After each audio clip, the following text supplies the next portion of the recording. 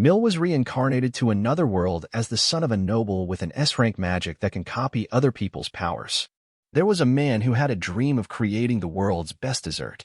He spent years honing his skills to compete in the biggest competition. He led his team to create a beautiful phoenix made of sugar, and everyone already thought he had won the competition. Unfortunately, his life was cut short when his own dessert fell on top of him. In his last breath, he started to regret how his life ended. He wanted to fulfill his dreams, but God was unjust. However, God had other plans for him and decided to reincarnate him in another world. He was born as Mill Mortine, the son of a noble general. Despite being a noble, his father always did his best to help his people and taught Mill the importance of being kind to others. At the age of 9, Mill was already trained by his father to become a great swordsman. Despite not being the best and wishing to become a pastry chef, Mill continued to practice and perfect his skills. His father went easy on him, using only one hand, but at the same time, he was rich in his training. He taught Mill that letting go of the sword on a battlefield was equivalent to death. Mill followed his father with dedication, trying to parry each hit while barely swinging his sword. His eyes were filled with determination, but it wasn't with training because, in Mill's mind, the biggest battle was to pick which dessert he was going to do next. Of course, that led him to lose his sword. It's not the same as using a butter knife after training. A person came to report that it was almost time for breakfast, and the general had some reports to go through. The general wanted to hear the reports right there and then. The person delivering the news informed him that their bean harvest was going to be huge, just like Mill promised them. Their territory was always barren, which made it impossible for people to cultivate. Still, Mill used the knowledge from the other world to improve the cultivation and harvesting process of their lands. However, the mood quickly changed when news arrived that 50 bandits were on the loose and headed toward their town. Mill was anxious, knowing the bandits would destroy the fields and ruin his plans of creating desserts. He didn't want bandits to ruin his dreams. His father wanted to know how much they had to prepare. It was only 1 month. His father wanted to gather the villagers and arm them, but Mill knew this was crazy. They would get, at most, 30 men in total to defend the land.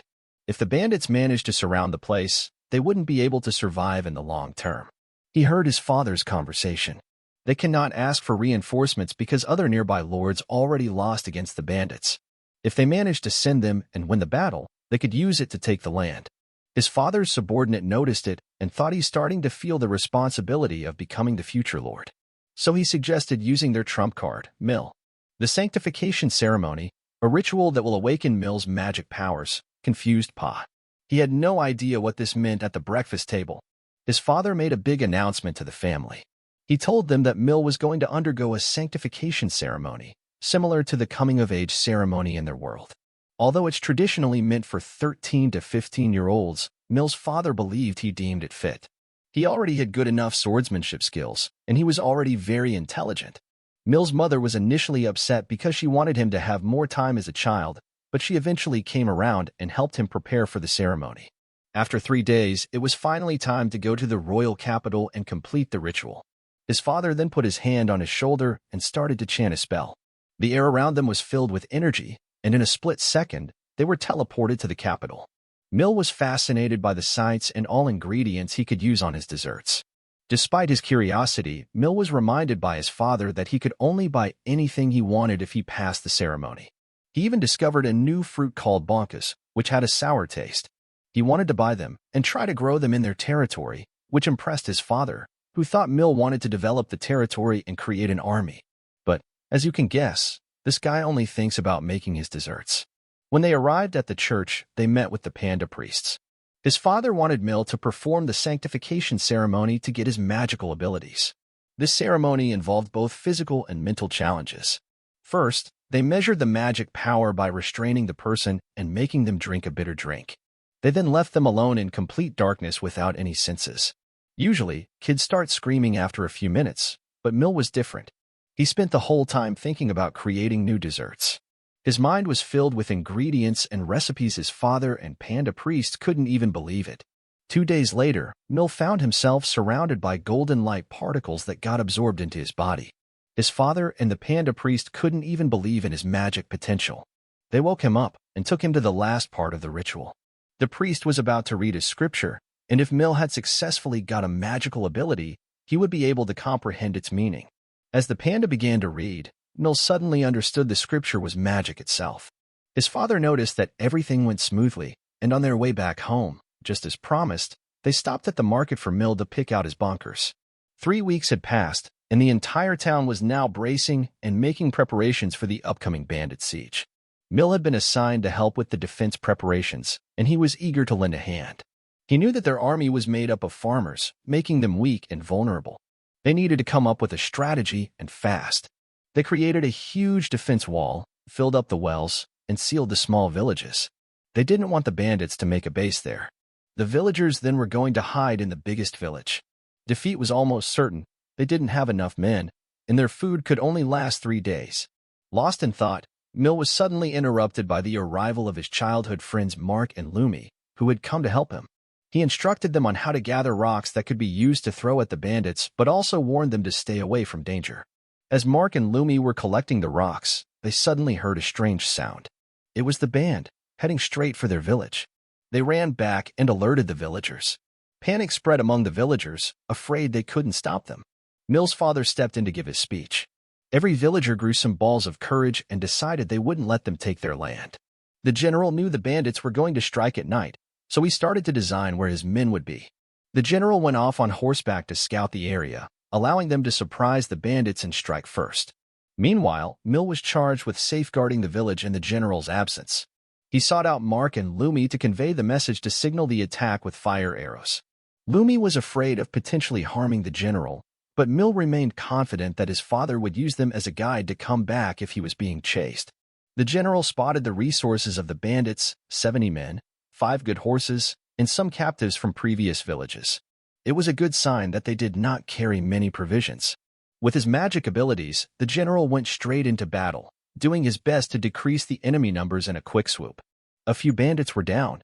The bandit leader was smart, giving good instructions and stopping the attack. Without many options, the general decided to retreat instead of attacking again. The bandits saw this as an opportunity and gathered their horses to pursue them. However, they made 2 big miscalculations. The first was that they did not notice the trap set by the villagers. The second was that they never expected the supposedly leaderless village to have the mightiest leader of them all. The general spotted the fire arrows and immediately recognized Mill's plan. Mill was guiding his father to come back while also giving their location to the enemy. His father knew their current location and which path to take to reduce the damage to the fields. As the bandits drew nearer to the village, Mill gave the order to a bunch of kids to launch a full-on attack with slingshots. The bandits never expected to be hit by a mix of fire rocks right on their faces. They began to flee in panic, but the flames consumed them before they could escape. Just a few hours earlier, Mill had gathered all the children and explained the plan. He knew that his father would lead the bandits on a chase, so he created a strategy to attack the bandits from their flank, which was their weak point. By using the children, they were able to outnumber the bandits and use their slingshots to great effect. But the bandit leader didn't give up. He managed to parry the rock and climb up the wall. He quickly killed a farmer and challenged the rest. The peasants surrounded him, but he was more experienced in battle.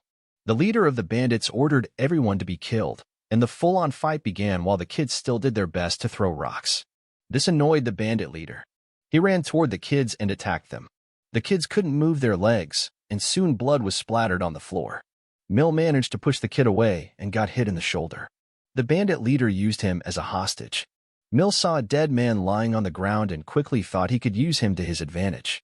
The man had his head burnt from the rocks, and Mill used his magical ability to copy the injury to the other bandits. They too started to feel their heads burning, causing confusion among the bandits and their leader.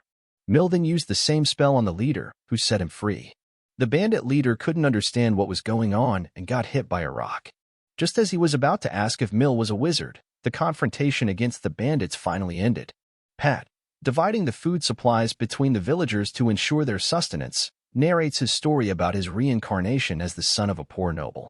His only goal in life is to fill this world with sweets. The guards and villagers were taking care of the restrained bandits, planning to send them to another county. Pat's father wants the noble from that county to claim that they've dealt with the bandits. They will lose the glory, but they need to negotiate first. He at least wants compensation for the battle expenses and losses suffered. Pat's father then starts awarding the training guards and villagers for their bravery with weapons and silver coins. Even Pat's little friends were called up and got rewarded for assisting. Pat, and the two happily walked home, but Pat came running to help them carry the goods. He compliments their work, but they stay humble, claiming that they just threw rocks. Pat is happy that nobody lost their life and that they can return to their usual way. The kids return home to celebrate the victory. Amidst the celebration, Mark and Lumi step outside. Mark wonders what they did to the bandits. Lumi reveals their restraint in the main village shed, and that's when stupid Mark decides to check them out because, as a future Pat retainer, he needs to keep an eye on the bandits. Lumi agrees and follows him. The adults tell them that it's not safe and to go back, but Mark pulls Lumi to the bushes and throws pebbles to distract the adults. They take the chance to get inside the shed, just to get scared by the bandit leader. The leader reveals that Mark now has his sword and asks how he got it. Mark is totally scared, and under the bandit's manipulation, the bandit says that he will die once he gets turned in. So, he wants to teach Mark how to use the full power of his magic sword. Mark remembers that Pat can use magic and wishes to help him more. The bandit tells Mark to draw the sword. Mark follows the instructions, and the bandit compliments him, calling him a natural. Lumi tries to call Mark off, but he ignores her. The bandit frees himself from the ropes and tells Mark to get closer to learn the magic words. It's more a magic kick to the gut, sending the stupid kid flying away. The bandit gets up and stabs Lumi, all because of a stupid greedy kid. Blood starts to flow from her wound, and the bandit escapes on a horse. Lumi is barely managing to survive until Pat arrives. He instructs the guards on how to deal with the injury and asks where the bandit went. He finds out the directions and follows him on his horse. Pat concludes that he can use the anti-bandit traps in the area to his advantage. If he's in a direct confrontation, he can use his magic to copy the wound back to the bandit. He manages to realize that he can copy anything he has ever seen. Meanwhile, Pat's father finds out about what happened, scolds the guards for not stopping Pat, making the decision to save his son. Pat's father is worried that the bandit could have companions waiting and turns the tables. He tells Casserole to stay back to assure the villagers while he uses his magic to find Pat in the forest. Mark is struggling to free himself from the bandit. Suddenly, they fall onto a trap, allowing Pat to catch up to them. The bandit is annoyed because of the trap and prepares to fight. The bandit is aware that Pat's magic can replicate any wound he takes. So, he just wants to finish, Pat in a single blow. Pa is constantly pushed back until he gets near Mark. The stupid kid tells Pa to abandon him. At this point, we would, but Pat is different. He will never abandon his friends. The bandit is pretty tired of this and breaks Pa's sword, followed by an attack to cut Pa in half. At this moment, Pat uses his magic. Meanwhile, Fuel is using his magic to scout the area, but the only thing he manages to find is Pat's broken sword. He slowly walks back without knowing how to tell Casserole that he lost his son. Yet, when he gets inside the Casserole's house, he finds Pa sitting on his mother's lap. Fuel is shocked and screams. Casserole explains that Pa got back with Mark a while ago. Fuel doesn't understand how he missed Pa coming back. He even used his magic to scout the area. Pa says that it's complicated. To make it short, Pa explains he simply copied his father's teleportation magic. Everyone is confused. Pa explains his magic can copy what he sees into something. So, he copied his father's magic into his body and teleported out with Mark. Casserole understands the situation but still scolds Pa.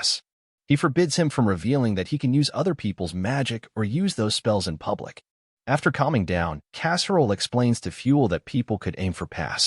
His ability to copy magic makes others target him to turn him into a human weapon. The worst part is that the bandit managed to get away and could reveal its secret. Pa then goes out to meet Mark and reveals that Lumi will survive. Lark is super depressed, but Pa tries to convince him to visit her together. Mark blames himself for not hearing them. If he did, she would never get hurt. Pa tries to comfort him, telling him to apologize. He drags Mark to visit her, but she's quite smiley despite the injury. She reveals that she's okay but isn't allowed to go out and play. Pa then decides to use the kitchen to give Mark and Lumi some time alone. Actually, Pa only cares about the sweet he is going to make while Mark is all gloomy. Depressed stupid boy Pa thinks that he can bring smiles to everyone's face by cooking, so he decides to make his bonka pie. He carefully prepares it to the detail while Mark properly apologizes to Lumi. The mood becomes quite weird between the two until Pa comes back, literally 5 minutes later, with a bonka pie. The two start drooling. They never saw a bonka pie in their lives. Pa explains this is his way to make Lumi feel better and also cheer Mark up. The two start eating it like savages, and Lumi mentions that it makes her feel like she isn't wounded anymore. But Pa has another surprise slice, bonkas and honey. The two kids hate it because the flavor is the opposite of the pie. Pa then pulls out his inner Socrates. He explains that every bonka tastes different, and he needs to find harmony in flavors. Pa compares it to people, explaining that Mark has unique traits and that he will find a way to make those traits shine. The lesson he really wants to give is that failing at something only means that he can learn, work hard, and improve. Mark finally cheers up until Lumi's father steps into the room. This guy literally looks like the demon lord, demanding Mark to feel responsible for injuring Lumi. Turns out that he only wants to set up a marriage between the two. Mark ends up flustered and doesn't know how to react. Yet when Lumi is asked about her view, she's like, sure, why not? Mark is still trying to recover, and Lumi gives some bonka pie to her father. Mark notices there's only one last slice remaining and asks about his share. Lumi playfully replies that the husband's assets belong to the wife, so she will take it. Pa then realizes that his theory was true. Sweets bring smiles to faces, but he's only just starting. A month passed after the bandit incident, but there was another problem. Pa met Fuel and Casserole, who told him they're broke. Like me, Fuel initially ignored it because Casserole always claims to be broke. Pa, on the other hand, wants to fix the situation. Casserole explains they had to shut down 2 villages because of the bandits, and now they need to dig out the wells and rebuild the houses again. But they also need provisions for all the villagers, plus the fields need to be repaired, and there's no money for all of this. They were going to get 200 gold pieces for the bandit leader, but Mark's stupid Doroma ruined their chances of getting a reward. Casserole thinks about borrowing money from another noble. However, they won't lend anything.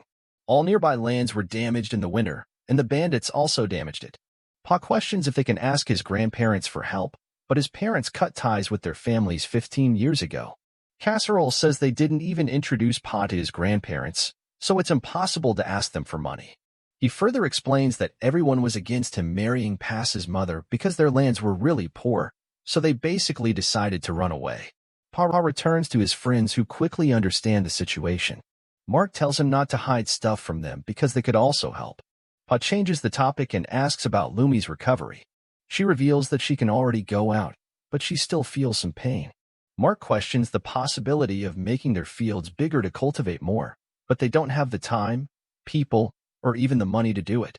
Lumi says that Pass could sell his sweets in the city, but he cannot afford the production costs. Mark suggests that Pa could teach magic. Pa asks why he wants to learn magic.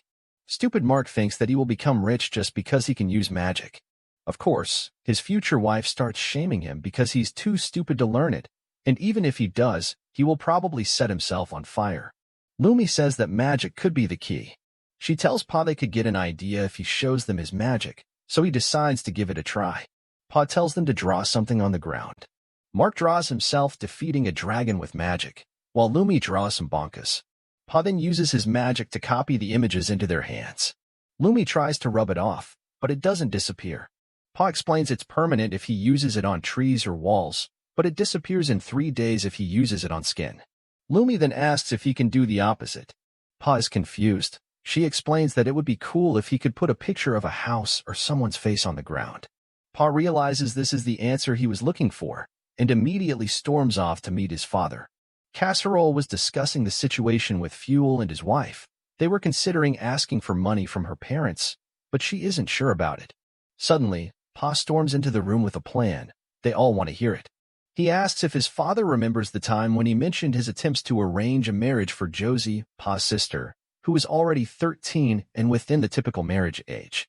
His father still doesn't understand where Pa is going, but Pa explains that his father can take Josie around to introduce her to other nobles because he can use his teleportation magic. However, some nobles cannot use magic and are forced to attend a royal ball in the capital, but that's an expensive and dangerous trip. Pa says they could sell matchmaking photos. He then uses his magic to make his mother's portrait on a plank of wood. Casserole and Fuel cannot believe it because it's so detailed. His mother looks at it and feels like she's seeing herself in a mirror. Pa's goal is to use this magic to make a picture of nobles who are looking for a marriage partner. Casserole thinks this is a perfect opportunity. They can charge 5 or 10 gold pieces per picture, but it could become even more expensive. Some parents won't care about money if they're able to introduce their kids like this. Fuel mentions there's a risk to expose Pa's magic if they do this. Pa explains they won't be able to hide it forever, and if they do this, people will think his magic is just about making pictures. Casserole decides to test this idea first with Count Retests because he will meet her to talk about the bandits. Casserole and Pa arrive in the city of Retestvale and ask for a meeting with Count Retests. Count Retests is watching from the window, curious if he wants to blame her for not dealing with the bandits. She plans to simply praise Casserole for his achievements and send him off. Pa and his father get inside where they meet Count Briotests. Pa remembers his father giving him a brief introduction to her. She is the eldest daughter of the previous count, but her father passed away in battle. Casserole shows his respects to Brioche, and she mentions how Pa looks like a charming young man. Pa approaches her to show his respects, but he already noticed that she's observing their behavior. She invites them to join her for tea, but Pa is more focused on the cookies. She mentions that this is her land specialty, and that she prepared the best possible tea. Casserole stays polite and praises how famous her tea is, mentioning that the aroma and flavor live up to its reputation. But Pa is still focused on the cookies. He grabs one and tries it, just to find it taste horrible.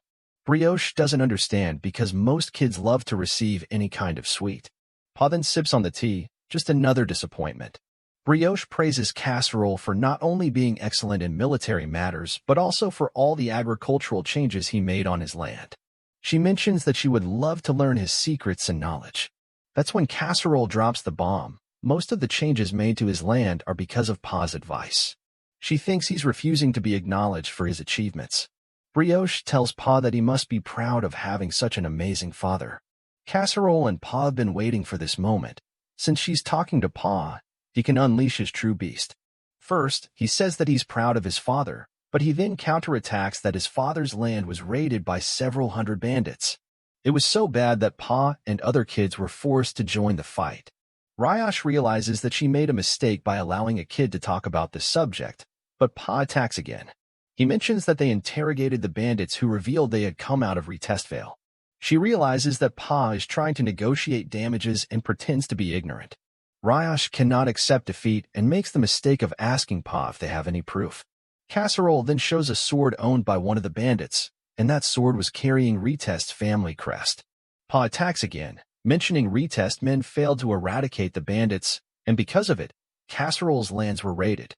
Pa explains they don't want to cause trouble over this incident, but since they were attacked, they need to be compensated for Retest's failure. She asks if he considers 100 gold pieces appropriate, but Pa replies that it doesn't cover the damages.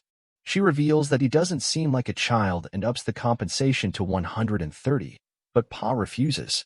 She cannot believe she was beaten by a kid and decides to give 150 gold pieces. Pa asks his father's opinion, and they accept the deal.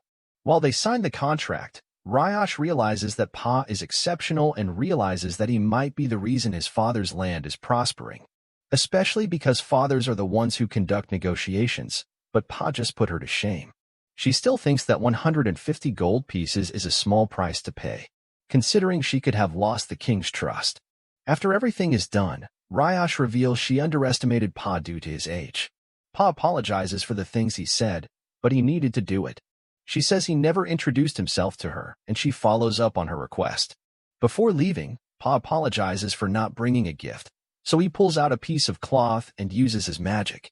Brioche barely believes that she saw him make a portrait of her in a second.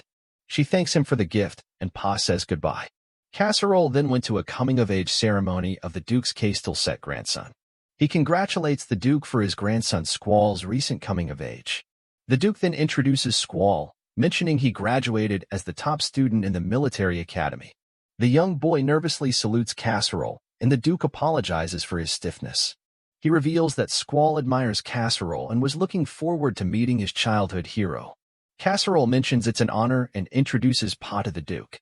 Pa introduces himself in a relaxed and confident manner, impressing the Duke. He calmly compliments Squall, who bites his tongue due to his nerves. The Duke mentions that, despite being younger, Past looks more mature than his grandson.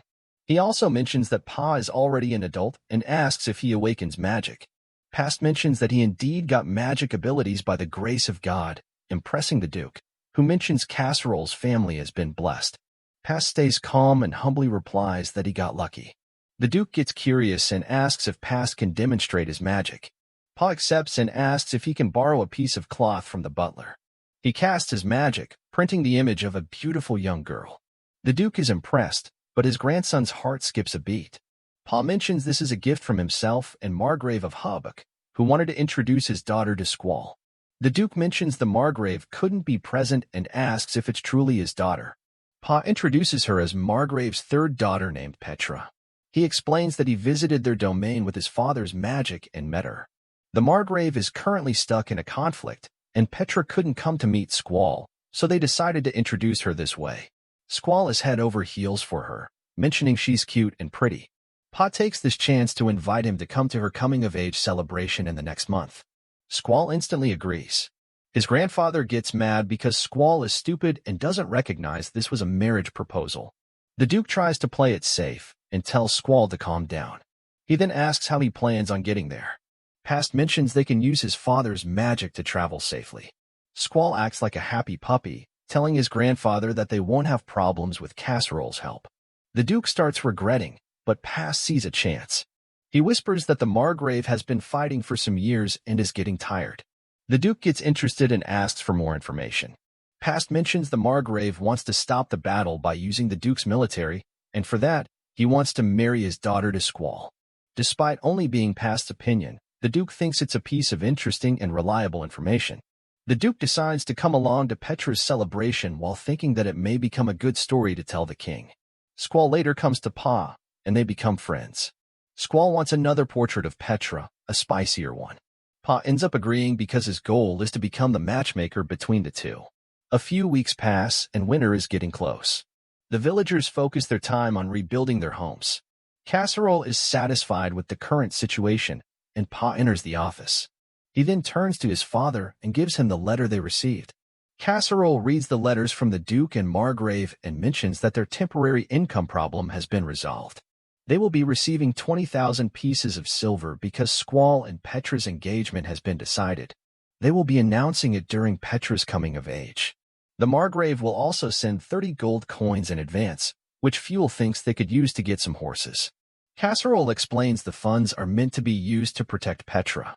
Pa is initially confused, but his father explains the Margrave requested them to keep her safe during their trip and during the ceremony in the capital. Fuel mentions there are plenty of people who are against the idea of marriage between the two noble families. Casserole thinks the same, mentioning the enemy of the Margrave. Fuel thinks it's okay because they're keeping the engagement a secret, but Pa understands the church search might leak the information. Casserole explains the church is officially a neutral entity, but if paid enough money, they will reveal information. Pa also realizes that they can collect tons of information because they claim to be neutral. Casserole mentions he can protect Petra by himself with his teleportation spell, but it will be hard to teleport her and the guards protecting her to the capital at the same time. Fuel mentions they can recruit mercenaries in the capital, but the enemy could infiltrate. Fuel mentions they should refuse to escort Petra, but Casserole refuses. He mentions this is the best opportunity to gain the trust of both lords, which will create a domino effect for mortals' future development. Pa then suddenly gets the perfect idea to protect Lady Petra, the church. He explains it's an unknown place where only those who go under the sanctification with Petra can go. There, they can prolong the ceremony due to various circumstances. Casserole thinks it's a good idea because most people won't interfere with the church. Fuel says this is a perfect plan to earn that gold and build more houses. The day of Petra's coming of age quickly arrived, and Casserole met the Margrave to escort them. The Lord was impressed that Pa was also going to join them. Casserole mentions that Petra will feel more comfortable with someone around her age. Yet, in reality, Pa is part of their plan. They step inside the carriage and greet Petra and her younger twin sister, Lycoris. He tries to talk to Lycoris, but since she isn't good at communication and replies in a cold manner, Lycoris tries to apologize to Petra, who tries to mediate the situation. But she thinks she's only a bonus. Pa's squiring plan is to head to a local church where they will pretend Petra is going under the sanctification ceremony. They will then teleport to the capital and then protect Petra until the appointed time. They finally arrive at the church. The group decides to ambush them, but everyone steps up to protect the girls. Casserole easily defeats his opponent, but one manages to sneak into the carriage. The two sisters begin to scream, scared for their lives, but Pa steps up to protect the girls with a sword. He takes the fight outside. The girls cannot believe their eyes as they see Pa blocking the opponent's attack.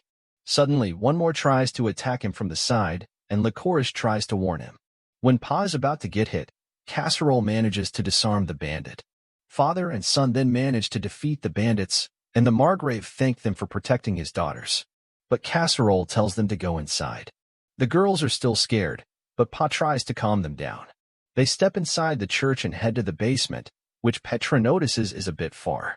Licorice seems to be afraid of the dark and calls for her sister, but Pa gently holds her hand. He tells her she's safe because they're there, making the little girl blush. After comforting her, Pa guides her down. This makes her think about Pa, who's younger than her but behaves like an adult.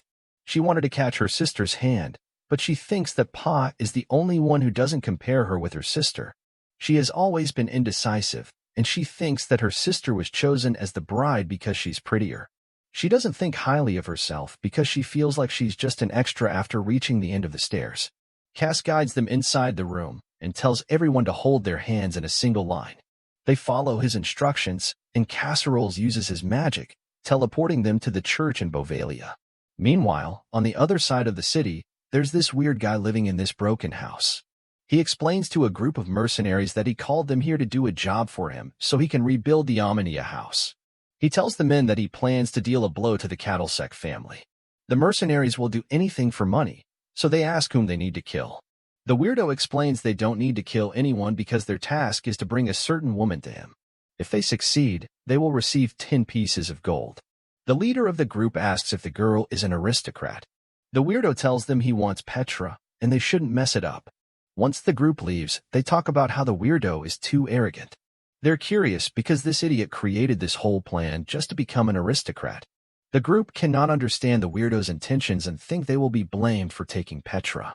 The leader explains the weirdo's plan has 2 goals. The first is to destroy the Cattlesec family's reputation, and the second is to claim that he saved her and will become an aristocrat by marrying the girl.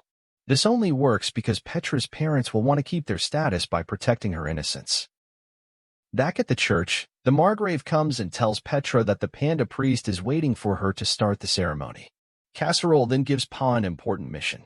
His job is to accompany Licorice to the reception room until Petra is finished. His father explains Licorice seems a bit tired. Pa then approaches Licorice, mentioning that it's hard to rest in that place. He then says they've prepared a separate room for her to rest. She's hesitant, but he tells her that it's important to rest. While giving his hand, she shyly holds onto it, and he guides her. At the same time, the carriage and guard that will escort Petra arrive at the church, and she leaves with her father after finishing the ceremony inside. Pa is a bit confused because Licorice's main state, instead of going with Petra, is a bit aggressive while explaining she's here to protect Licorice. Pa is initially startled and asks if she can relax. Suddenly, the ground starts shaking, which creates a huge hole in the floor. Licorice and Pa fall into the hole, and Casserole shouts for help. Casserole rushes inside the room to find out what's going on. He examines first the situation and realizes this massive, bottomless pit was created by a mage. He orders fuel to explain the situation to the Margrave, and then jumps into the pit. Meanwhile, Pa awakens and tries to understand what happened. He wonders why he is being held hostage because his family is poor. He then looks at Licorice and realizes they are after her. The mercenary leader tells one of his men to keep an eye on them. Before leaving, he tells Pa that he will kill him if he tries to do something. Without any second thought, he decides that he must protect Licorice. Casserole finally reaches the end of that massive, endless pit and realizes the culprit's already escaped. Licorice finally wakes up, and Pa asks if she understands what's going on. Since she doesn't, Pa explains all he knows and tells her to relax. She was initially worried, but she decides to believe Pa. The guy guarding them says that Pa is trying to show off. Pa looks around and understands that this place belonged to a Duke family that fell 10 years ago. He remembers reading the list of possible threats for Petra's escort and realizes there was only one Duke on that list. It was the Duke of Armenia. He uses his magic to copy the information into a ribbon belt, and then copies his father's magic to teleport it to his father. Meanwhile, Casserole returned to the church to see if he can get more information. At that moment, there's a light in the room, and the ribbon appears. Casserole holds it and reads the information, revealing that Pa and Licorice are being held in Armenia's estate. They realize that someone from the former duke's family is the culprit. Meanwhile, the mercenary leader gets inside the room, angry because he just realized that they got Licorice instead of Petra. He tries to attack her, but Pa uses his magic to teleport next to her, yet he gets punched by the mercenary leader. The other guy is confused, but he asks the leader what's going on. The leader explains they won't get paid because they got the wrong girl, and the engagement announcement is happening right now. Pa then realizes their true intentions, but he doesn't have time to think. The bandits want to kill them to avoid leaving any witnesses. The leader focuses on Petra, but Pa ties himself and uses one of the standby swords to protect her. He knocks the other guy down and tries to confront the leader, who's confused as hell. Licorice is relieved, and Pa mentions he will be with her. Pa steps forward, asking the mercenary leader to surrender, but the bandit refuses, mentioning the battle has just begun. But Pa states this is a checkmate. The bandit realizes that he underestimated Pa because he's just a kid. Casserole rushes through the door a couple of seconds later, yet Pa tells them to worry about Licorice first. The bandit realizes he made a mistake because there is no escape from the room. He decided to keep the captives. But he doesn't want to give up and uses his magic to make a hole and escape. Casserole's at his shoulder and tells him how worried he was. Some knights from the Duke and Margrave family arrive, worried about Licorice. Casserole tells the knights to take her to Hubbock and explain about the situation outside. Pa asks if they found the person behind this mess. Fuel replies that it was a self-proclaimed Duke Omiya who tried to escape through the back. The knights wanted Casserole to also come and report everything to the Duke, so they ordered Fuel to go instead because they had to chase the bandit. They rush inside the manor to see if they can find clues about the escape route. Yet, Pa mentions that he felt like the bandit didn't have much magic left to make it far. They suddenly realize something and return to the room. The bandit gets out of the hole, mentioning he pretended to escape but was simply waiting for them to leave. Casserole prepares himself to take the bandit, but Pa stops him, stating that he will settle things. The bandit thinks he's lucky because he will fight a 9-year-old boy. So, he thinks about taking Pa hostage to escape. He dashes forward with a swing to kill Pa, making Casserole worried about his son. However, the bandit's sword is cut in half. The bandit looks at his broken sword, confused, and Pa uses this chance to knock him down. As the bandit falls, Pa gives him the same advice his father always gave, to never take his eyes off his enemy. Casserole is relieved to see his son safe but wants to know how the bandit's sword broke. Cass explains he copied the cracks in the walls into the sword. Casserole reveals he was initially worried but then calls Pa a cunning kid. 1 month later, Pa and Casserole attend the official engagement banquet. They're both happy that they seem fine after the whole incident. Lord Cattlesec comes to them. Cattlesec asks how he can repay them for taking care of the incident. He then personally thanks Pa, who humbly replies that he did his job as a knight. Casserole talks about Squall, mentioning that he has a man's look in him. Yet, the Duke mentions that he's still stiff and nervous because he fell in love with Petra at first sight. But Pa lets his opinion out, revealing that Squall is already becoming a collected and dependable guy. Cattlesec mentions that he hopes Squall becomes a more reliable guy after getting engaged. The Lord then mentions that he needs to re-evaluate Squall based on Pa's opinion. Pa quickly thanks the Lord and tells the Duke that he wants to talk about something. He mentions something is bothering him about last month's incident. He finds it strange that the culprit had a careful, detailed plan and had prepared a stronghold, but they still failed the most basic thing to get the right targets. He reveals something about their plan was off because they probably had some biased information on Petra. He thinks that there was an informant who could give access to abandoned manors, so Pa thinks a third party was influencing everything for their own purpose. Pa thinks the third party leaked false information and overlooked Amiya's movements in the capital city. The Duke tries to think about who could be, but has no answer. He simply mentions it must be the person who benefits the most, like someone who's hated by the Amaya house and held power after it was destroyed. That person created this whole incident to stop the Amaya family from regaining power again. Cattlesec understands that Pa is hinting that it was him and asks him directly, but Pa plays it out, mentioning the kid's dream about conspiracy stories. The Duke thought Pa was just a kid, but he quickly understands how sharp and smart he is. Casserole tries to make his son stop talking, and Pa changes the topic. He mentions it's hard to grow crops in their territory and that they still need some help. Cattlesec asks if it's money, and Pa replies that it would be a great honor if the Duke gives them some assistance. Cattlesec understands this isn't a request but a threat, especially when Pa says he was about to say hello to the Margrave, and he might accidentally tell him the same theory. Cattlesec panics and agrees to give them assistance. The Margrave joins the conversation and thanks Pa for protecting Licorice. He then mentions that Pa completed his coming-of-age ceremony. Pa confirms it, thinking the Margrave is going to talk about his matchmaking business. Yet, the Margrave mentions that he's sure Pa will become famous and will be flooded with offers from everyone. So he just wants to secure his position. Pa bluntly replies with a yes, sure, yet the Margrave asks him if he's interested in someone. Casserole tries to stop Pa from answering, yet Pa replies he didn't find a good one yet. Hubk asks what Pa thinks about his daughter. Pa is confused because Petra just got engaged, but Hubk reveals he's talking about the one he saved, Licorice. Pa is confused, the Duke laughing, and Casserole face-palming. Hubk explains Licorice likes the idea. Pa nervously replies that he's honored, but believes that Licorice deserves someone better than him because he has a low noble status. Yet, Hubk is annoyed because Pa is refusing Licorice when he said that he would settle down if he found someone good enough. He asks what Pa dislikes about Licorice, making him panic. Pa tries to clarify the situation, and Hubk asks for his decision. Pa freezes and ends up replying that Licorice is a wonderful woman. Hubert gets happy and asks about Casserole's opinion. Casserole knows he cannot refuse, so he approves. Past feels betrayed by his father, and Hubert gathers all the people to announce that Licorice and Pa from now on will be engaged. Pa then realizes he thought he was going to matchmake Licorice's wedding just to be matched instead. Seconds later, Licorice arrives with a big smile and finally summons her courage to thank Pa for saving her. This is the first time he sees her smile, and he starts blushing because he never noticed that she was this beautiful.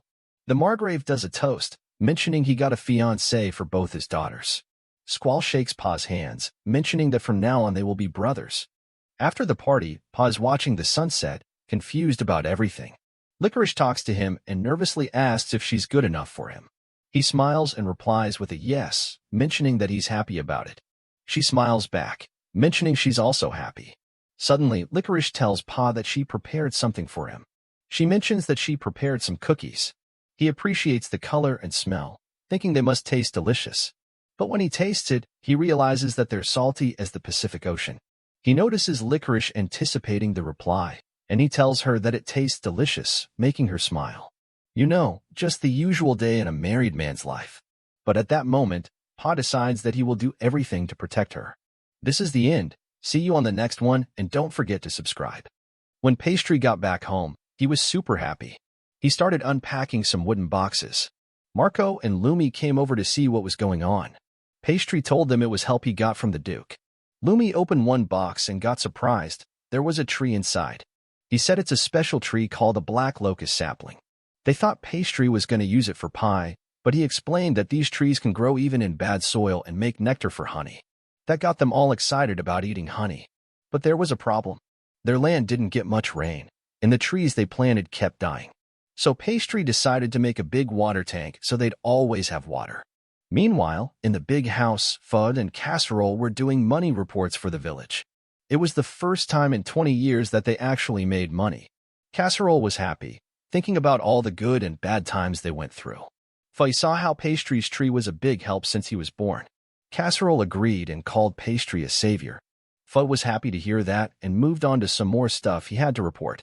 Fudd asked if Casserole wanted to hear the good news or the bad news first. Casserole was already feeling good, so he said good news first. The new village they were building already had 40 people who wanted to live there. Most of them were refugees from other villages that got messed up by bandits. Now Casserole wanted to know the bad news. Fudd heard about Pastry's new plan, and he took his 2 buddies to the new spot to do it. Casserole knew they were up to something big without asking permission, so he went to check it out. At the spot, Pastry faced a rocky area and used Strudel's magic he secretly learned to dig. But his first try made a huge shockwave that sent Fudd and Casserole flying. They got back up and praised Pastry for his power. Pastry couldn't help but laugh mischievously. He was excited that the spell worked so well. He saw all the cool things he could do with it and jumped around all happy. Marco and Lumi watched, thinking maybe their future leader had gone a bit crazy. But Pastry didn't waste time. He used the magic to dig a big water tank. They were amazed that he did it all by himself. As they admired his work, Pastry said they'd plant the trees around the tank, collect water. When it rains, and the trees would become water tanks too. It would make the place a spot for lots of different plants and animals. He had this dream of making a sweet land that would attract people. Pastry closed his eyes, all happy, imagining the time. Marco and Lumi told him to open his eyes. When he did, he saw his dad looking pretty mad up on the hill. Pastry started sweating because he knew he was in trouble. They thought the loud noises were big landslides. Casserole gave all three of them a little knock on their heads for being so silly. Some time went by, and Pastry made more water tanks and channels for the villages and fields. The villagers thought he was pretty amazing for doing all that. He went to check if everything was working right when his sister, Josie, showed up with a letter for him. She was with Glossaige and said it seemed urgent, so he decided to take it himself. Glossaige said he wanted to bring it, but Josie really wanted to do it. She thought it might be from his fiancée, so she wanted to be responsible and give it to him. Pastry turned all red when he grabbed the letter from Josie. He looked worried as he read it. Marco and Lumi sneaked up behind him to see why he looked so unhappy. He said it was a letter from Brioche. She wanted him to come to a tea tasting thing and share his thoughts on their new teas. Everybody was confused about this letter. Pastry was trying to figure out what the Countess was planning. See, word got out about Pastry getting engaged, and Brioche heard about it. She couldn't believe an ordinary knight family like Pastry's was joining an important noble house. Brioche talked about how Casserole made the land better after Pastry was born and how Pastry won their negotiation with her about the bandits. She was sure that Huberek saw Pastry's potential. She also got frustrated with how Kadrasek and Huberek got close to Pastry. So she invited him to the tea thing to try to get on his good side. In the village office, Pastry changed the subject back to why he came. He asked if his dad was here, but Fei said he was still in the royal capital for work. He wasn't around. So Pastry told Fudd about the tea invite from the Brioche. Fei thought it was weird that she wanted only kids to come. Pastry told him he had a feeling she might be up to something. Then, Casserole came back from his trip and already knew about the invitation from the royal capital. Pastry was worried, yet his dad thought they could talk about that later. But for now, he had a surprise. Licorice came into the room, and they both had big smiles and were happy to see each other. His dad said she would be staying with him for a little while because of some stuff that happened. In another place, one of Huberek's retainers tells him that he's worried about sending Licorice to stay with the Mortals. Huberek gets annoyed and thinks Brioche is up to something with his future son-in-law.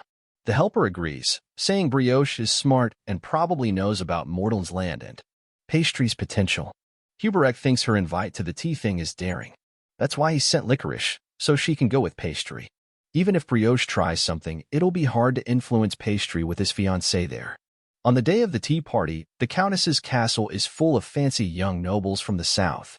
Pastry and Licorice arrive, and Pastry notices the picture he made of the Countess from his first visit. He knows it's there to get his attention.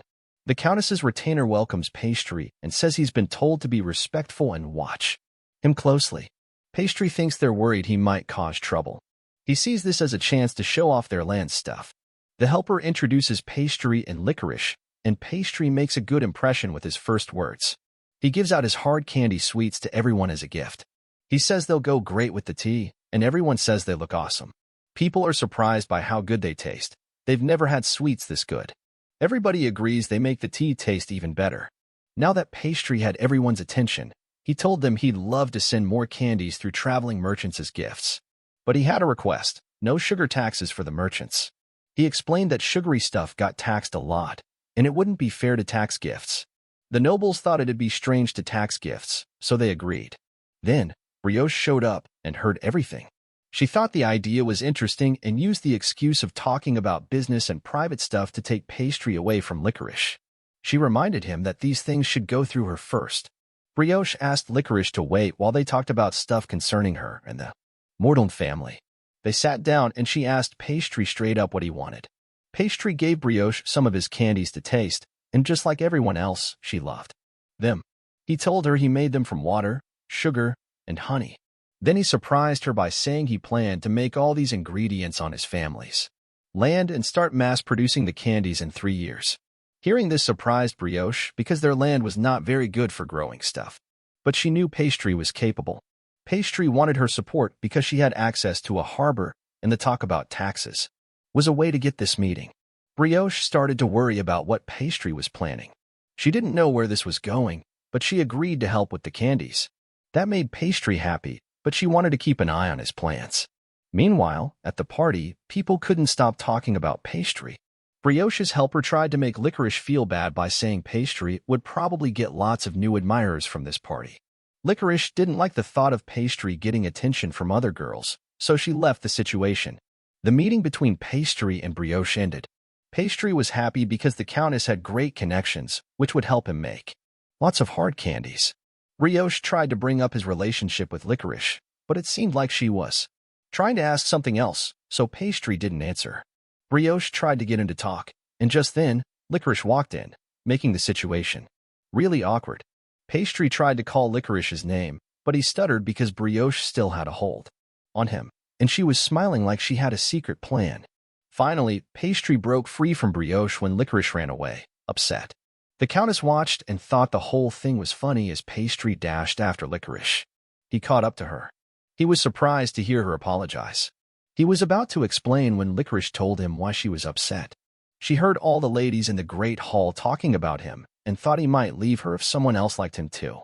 Pastry told her to relax and not overthink it because he would never do that. Licorice said she wasn't like her sister Petra, who could easily talk to anyone. Petra was bold and everybody liked her. Licorice wished she could be more like her. Pastry said she was just a little quieter than Petra, and that was okay. He liked her the way she was. Pastry said he was sure he'd like her even more as they spent time together. He just asked her to trust him and believe what he said. Pastry asked her to wait a moment and trust him no matter what. Then he said he had to go for a bit and used his dad's magic to disappear. Meanwhile, Brioche was happy because she had caused some trouble between the couple. Pastry came back and gave her a candy apple and told her he made it just for her. He carved a heart shape into the caramel. Licorice took it and took a bite. She was amazed. It tasted so good, and it brought back the happy memories of when they made candy together. Tears of joy ran down her face, but Pastry got worried when he saw them. She told him they were happy tears. She took another bite and couldn't believe how delicious it was. Pastry told her its name, the love apple. This made her blush. He said his feelings for her were strong, and he put all of that into the treat she was enjoying. He really wanted to make her happy and see her smile. She gave him a big smile and thanked him. Pastry was relieved he didn't almost lose her. After the tea ceremony, they returned to the village. Pastry was super tired and just lay on his desk. They poured him a cup of bean tea to help him feel better. When he took a sip, it was just what he needed. They noticed some paper on the desk, and Pastry said it was leftover wrapping paper from the hard candies. His mom helped him wrap them while he told her the story. But when Fudd looked closer, he saw that the paper had a picture of the Countess holding him. He couldn't believe Pa used that picture, but Pastry thought it was payback for the Countess messing with his relationship with Licorice. Somewhere else, Brioche was really mad and smashing things up. She was furious because Pastry had sent candies to all the nobles wrapped in that paper. Now, there were rumors going around that she liked younger guys. Meanwhile, Huberek got a report about the army movement of his neighbor and rival, Luderut. Huberek thought Luderut would make his attack before Huberek's army became stronger with the Duke's help. Reports said Luderut had an army of 30,000 soldiers. Huberek planned to write a letter asking for more troops and send it to the Duke. Back in the village, Pastry was counting all the money they made from selling hard candies and matchmaking photos. They had more than 300 gold coins. Pastry wanted to put the silver coins and 4 of the gold coins into his savings. Fay said that was a lot of money for someone his age, but Pastry explained it was fair for the time he spent making sweets and photos. Fay agreed and said Pastry had made the village a lot of money, so Casserole wouldn't be upset. Pastry wanted to use the money to buy some animals, so he asked Fudd to talk to the merchant and get 100 goats. Fay was surprised because they only needed like 70 or 80. Pastry said he'd bid high and then compromised to get a better price. Fay called his business style dirty. Pastry even wanted the merchant to throw in 3 donkeys, and Fay warned him not to be too tough or the merchant might cry. Pastry explained that goat milk and cheese were important for making sweets. Fay told Pastry that they had tried raising goats in the village's early days. Goats are easy to take care of because they eat almost anything, but the land wasn't good enough back then, so they had to let the goats go find a better place to live. Pastry noticed how much better the land was now, so they could start raising animals again. This would help him get closer to his dream of a land of sweets. Meanwhile, he picked up a pot of syrup and asked Fudd to taste it. They tried it, but thought it was too sweet. Pastry said it was his first try at making sugar and that he planned to make their village famous for making sweets. If he could figure out how to make sugar, he could make lots and lots of candy. Later, he got Marco and Lumi to help with one of their projects. Licorice wondered what they were doing, and Pastry told her they were making a juicer. They show how it worked with a lever. Marco tried to help Lumi reach the handle, but he wasn't strong enough, and they both fell, breaking the device. Pastry thought he had the right idea but needed to make a stronger version with metal. Licorice had an idea and told them about a wine press her family used. It needed 2 people to turn a lever and squeeze out the grape juice. Pastry decided to find a way to get one instead of making his own. He rushed back to talk to Fudd about it, and Licorice was happy to see him so excited. But when Pastry went to their office, Fudd and Casserole looked worried. They told him that a war had started between Huberek and Lutterut. Pastry was really upset because this meant all his plans had to be put on hold. Pastry was lost in thought because of the war, and Licorice noticed. She decided to talk to him about it so they could share their feelings. The couple thought that war was foolish when there could be people making and enjoying delicious sweets, which would make everyone in the world happy. After they cheered each other up, Pastry remembered that he was supposed to receive his goats today. He said he wanted to use the goat's rich and delicious milk to make cheesecake. Licorice said she wanted to try the new dessert, so Pastry told her to have high expectations. Later, in the office, Pastry was a bit annoyed when the merchant who was supposed to sell him the goats came to say that a noble had forced him to sell the goats to someone else. The merchant had no choice because his life was threatened. He apologized to Pastry and his father, and Casserole understood, even thanking the merchant for coming to explain in person. Pastry wanted to know who did this, and it turned out to be Baron Lunsbach, who was known for picking on lower-ranked noble families. Fey suggested they use their connections to a powerful noble family to help, but Casserole said their engagement with House Huberek hadn't been formalized yet, so it might be tough to ask for their help. The Huberek conflict likely caused this problem, as war can affect food security. Casserole couldn't believe it was already affecting them just 3 days after the news came out, suggesting it was a big conflict. All regions are connected by trade, so everyone will be affected. Pastry was getting really worked up, thinking about taking action against Baron Lunsbach for ruining his plans and showing disrespect. Casserole and Fey were confused by his anger and tried to calm him down, but Pastry insisted he was going to march to the Baron and confront him. His father then explained that in times of war, all regions need supplies, especially food. Lunsbach's land is closer to the front lines, so it's natural he needs food urgently. Casserole pointed out that the noble didn't steal the goats but paid a fair price for them. He sympathized with his son but explained that only Pastry was affected by this.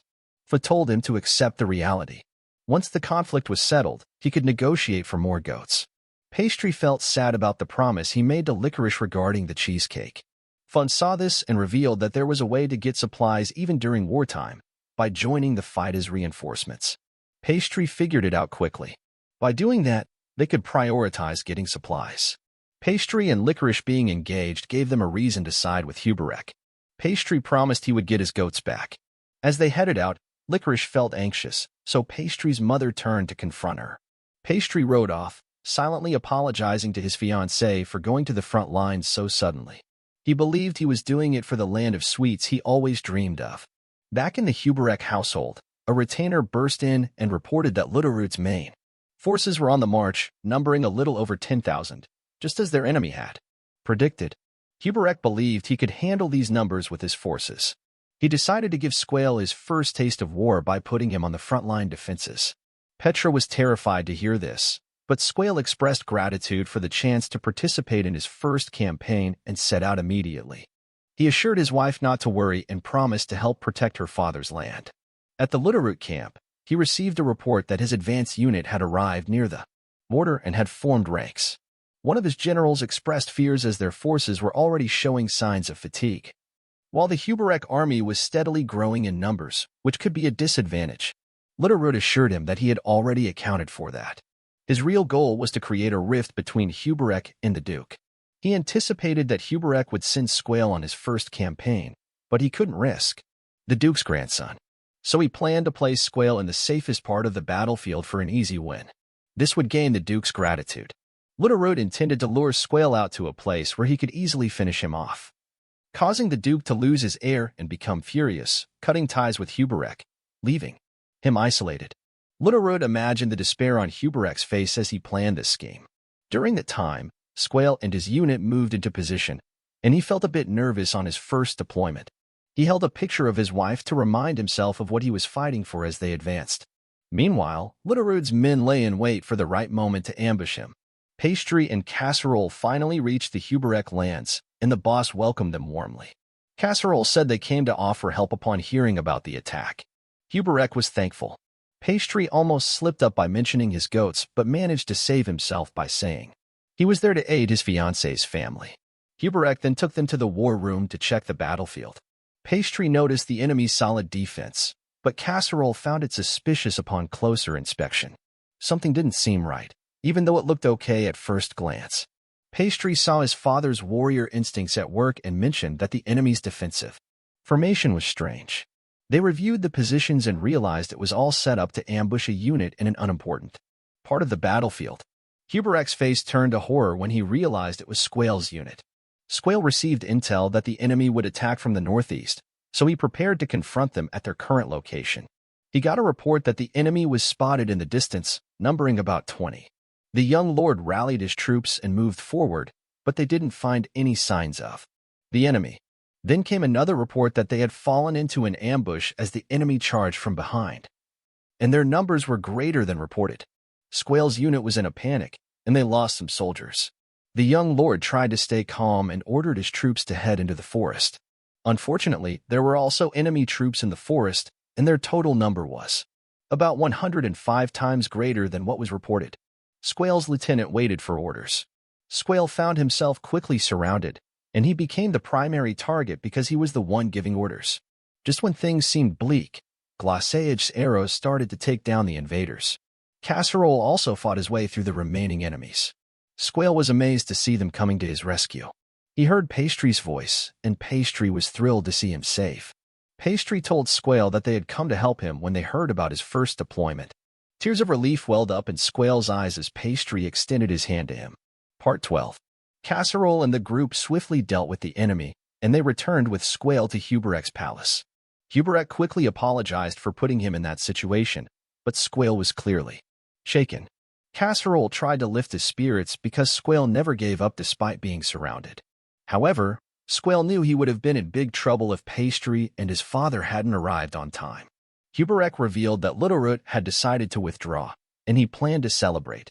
But Squale couldn't shake the feeling of incompetence within himself. He was so traumatized that he refused to spend time with Petra, telling her that he wanted to be alone. Casserole and Huberek thought it was a bit harsh for his first battle, but they believed he needed this experience as someone who would inherit the Duke's army. Petra was really worried about him and wondered what she could do to comfort him. Casserole reminded Pastry that he had comforted Marco when Lumi got injured and entrusted Pastry to help. Pastry was unsure because not even Petra could comfort Squale, but she said that she wanted to see Squale smile again. Those words reminded Pastry of what Licorice had once told him, that people would smile and be happy if they ate sweets. That gave him an idea, and he requested to use the kitchen.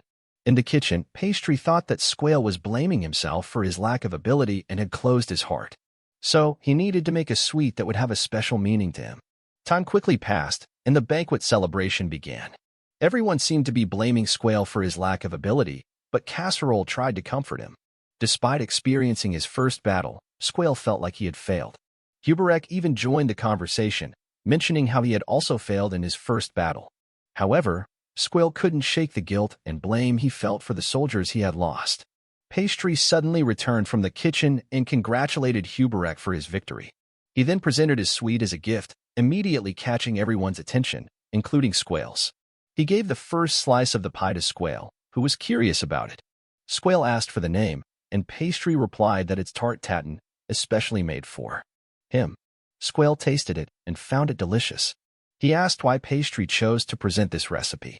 Pastry explained the origin of this sweet, created by the Tatin sisters. He said that tarts are made by baking dough with fruits on them. But one day, the sisters forgot to put the dough on the baking pan and only baked the fruits. The sisters felt they had no choice but to put the tart dough during the baking process. That's the origin of this recipe. He then gave a reality check, explaining this recipe was created after a baking failure. The word failure reminded Squale of the traumatizing events. Yet, Pastry called it a miracle.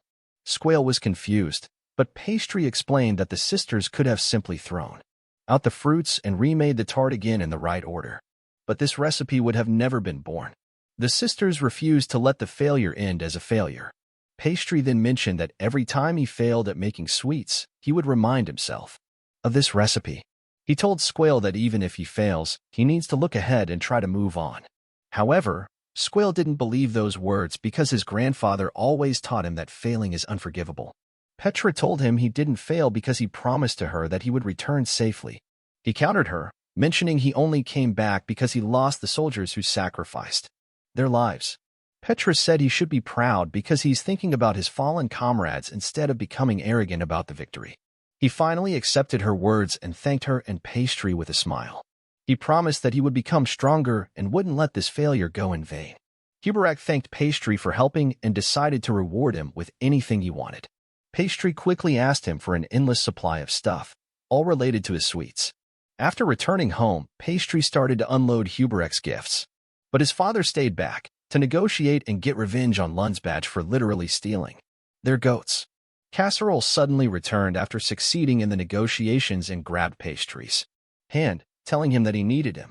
Pastry was confused, but Casserole just said his teleportation wouldn't be enough. So, Pastry needed to copy his magic and teleport the livestock. They returned with 100 goats and 5 war horses that were being delivered to Baron Lunsbach, using the same strategy as he did against them. Meanwhile, Pastry received Huberak's wine press and decided to experiment with it right away. He is suddenly called by his mother and goes to meet her. Turns out, she wants him and Casserole to go to the capital. Licorice received a letter from her father, asking her to go with her sister to the capital. But she doesn't have enough clothes, so she wants them to go to the capital to get her new clothes. Pa quickly accepts it because it's his fiancé's request. But he quickly returns home to make Licorice's awaited cheesecake. This is the end. Subscribe for more recaps.